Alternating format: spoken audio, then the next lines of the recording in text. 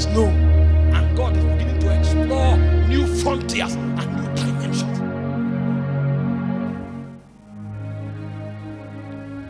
There are times in the sequences of God's operation that He begins to bet things that are not conventional. Most times when God begins to do that is because in the calendar of the divine, a new move of His Spirit is about to begin. A lot of people don't understand the spirit of revival.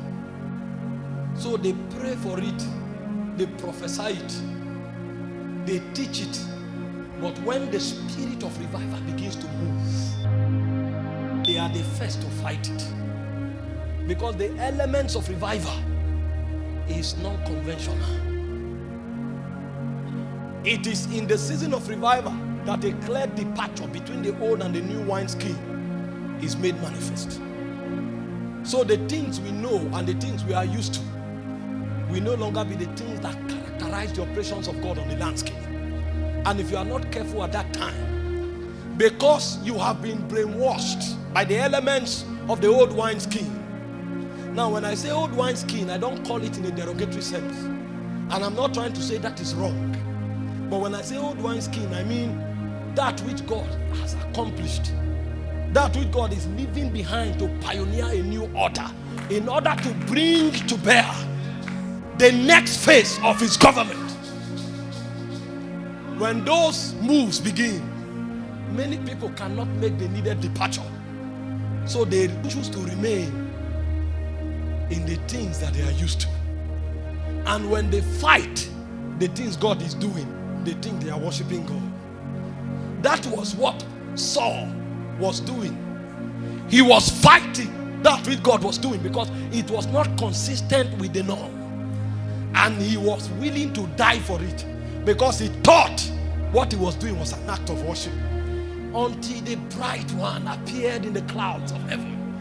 And he said, Saul, Saul, why persecutest thou me? Immediately Saul recognized his voice. And he said, who are you, Lord? I know I'm working for the Lord. But what he doesn't know is that there is a divide. God has moved from that which is known. And God is beginning to explore new frontiers and new dimensions. And of necessity, when God establishes and advances new frontiers, He raises new warriors. He raises new gatekeepers. He raises new custodians. Because it is an operation of the Spirit that is a departure from that which is known.